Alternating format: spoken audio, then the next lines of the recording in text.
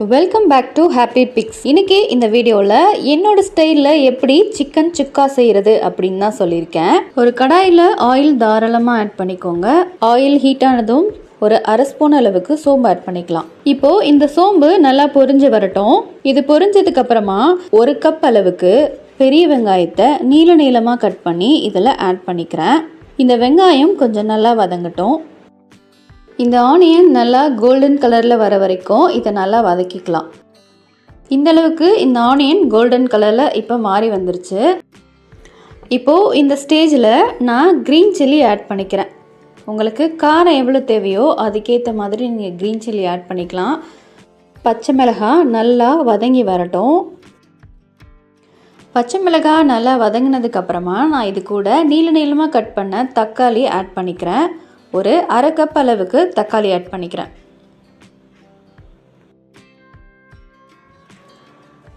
இப்போது இந்த தக்காளியை நல்லா மிக்ஸ் பண்ணிக்கலாம். சில தக்காளி புளிப்பு அதிகமாக இருக்கும். ஸோ அதுக்கேற்ற மாதிரி நீங்கள் தக்காளி ஆட் பண்ணிக்கோங்க.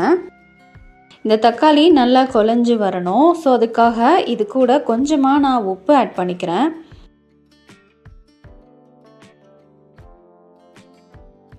இந்த தக்காளி நல்லா குழஞ்சி வர அளவுக்கு இதை நம்ம வதக்கிக்கலாம். இப்போ நான் இதில் கொஞ்சமாக கருவேப்பிலை ஆட் பண்ணிக்கிறேன். இப்போ இதை நல்லா மிக்ஸ் பண்ணி விட்டுக்கலாம். இப்போது இந்த ஸ்டேஜில் நம்ம ஸ்டவ்வை சிம்மில் வச்சுட்டு இப்போ மசாலாலாம் ஆட் பண்ணிடலாம். கொஞ்சமாக மஞ்சள்தூள் ஆட் பண்ணிக்கிறேன். ஒரு அரை ஸ்பூன் அளவுக்கு ரெட் சில்லி பவுடர் ஆட் பண்ணிக்கிறேன். ஒரு ஸ்பூன் அளவுக்கு தனியாத்தூள் ஆட் பண்ணிக்கிறேன். ஒரு அரை ஸ்பூன் அளவுக்கு கரம் மசாலா ஆட் பண்ணிக்கிறேன்.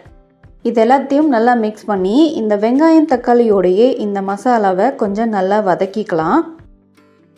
இந்த மசாலா நல்லா ஃப்ரை ஆகிற அளவுக்கு இதில் நல்லா சேர்த்து வதக்கிக்கோங்க.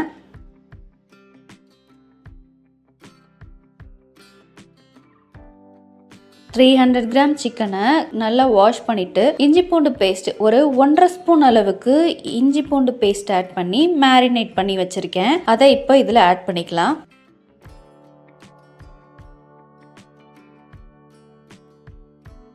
இப்போ இந்த மசாலா இந்த சிக்கனோட நல்லா மிக்ஸ் ஆகட்டும். ஸோ மிக்ஸ் பண்ணி விட்டுக்கலாம். நம்ம சிக்கனில் ஆல்ரெடி இஞ்சி பூண்டு பேஸ்ட்டு போட்டு மேரினேட் பண்ணி வச்சுருக்கனால அந்த இஞ்சி பூண்டோட ஃப்ளேவர் நல்லாவே அப்சர்வ் ஆகிருக்கும். இப்போ இந்த சிக்கனை ஒரு நிமிஷத்துக்கு நல்லா வதக்கிக்கலாம். இப்போது இந்த ஸ்டேஜில் இந்த சிக்கன் வேகிற அளவுக்கு தண்ணி ஆட் பண்ணிக்கலாம். ரொம்ப தண்ணி ஆட் பண்ண வேணாம். ஏன்னா நம்ம சுக்காவாக பண்ணுறதுனால ரொம்ப தண்ணி இருந்தால் தண்ணி சுண்டுறதுக்கு ரொம்ப லேட் ஆகும். அதனால சிக்கன் வேகிற அளவுக்கு தண்ணி ஆட் பண்ணாலே போதும். ஆல்ரெடி சிக்கன் வேற தண்ணி ரிலீஸ் பண்ணுன்றனால தண்ணி பார்த்து ஆட் பண்ணிக்கோங்க. இப்போ இது நல்லா மிக்ஸ் பண்ணி விட்டுட்டு நம்ம இதை ஒரு 5 நிமிஷத்துக்கு மூடி வைக்க போகிறோம். இடையில கொஞ்சம் அப்பப்போ கிளறி விடுங்க. ஏன்னா இது அடிப்பிடிக்கிறதுக்கு வாய்ப்பு இருக்குது.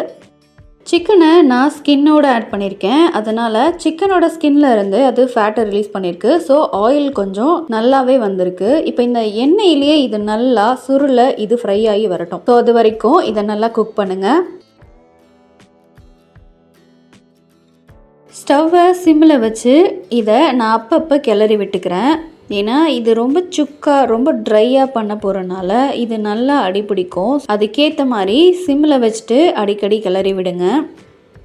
இப்போ இது ஒரு 5 நிமிஷம் குக் ஆயிடுச்சு. இது இன்னமும் ஒரு 5 நிமிஷத்துக்கு குக் ஆகணும். ஸோ அதை நல்லா மிக்ஸ் பண்ணி வச்சுட்டு திரும்பியும் நம்ம மூடி வைக்க போகிறோம். இப்போது இதை ஓப்பன் பண்ணி பார்த்துடலாம். இப்போது சிக்கன் நல்லா வெந்து வந்துருச்சு. இதை நல்லா நம்ம மிக்ஸ் பண்ணி விட்டுக்கலாம். இந்த ஸ்டேஜில் கடைசியாக நம்ம மிளகுத்தூள் ஆட் பண்ணிக்கிறோம். உங்கள் காரத்துக்கு ஏற்ற மாதிரி நீங்கள் மிளகுத்தூள் ஆட் பண்ணிக்கோங்க. இப்போ இதை ஆட் பண்ணிவிட்டு இதை நல்லா மிக்ஸ் பண்ணி விட்டுக்கலாம். அவ்வளோதான், இந்த சிக்கன் சுக்கா ரெடி ஆயிடுச்சு. இதை நீங்களும் ட்ரை பண்ணி பார்த்துட்டு கமெண்ட்டில் எப்படி இருந்துச்சுன்னு உங்கள் ஃபீட்பேக்கை சொல்லுங்கள். இந்த ரெசிபி பிடிச்சிருந்தா ஒரு லைக் ஒன்று கொடுத்துருங்க. இது மாதிரி மோர் ரெசிபீஸ்க்கு ஹாப்பி பிக்ஸ் சேனலை சப்ஸ்கிரைப் பண்ணிக்கோங்க.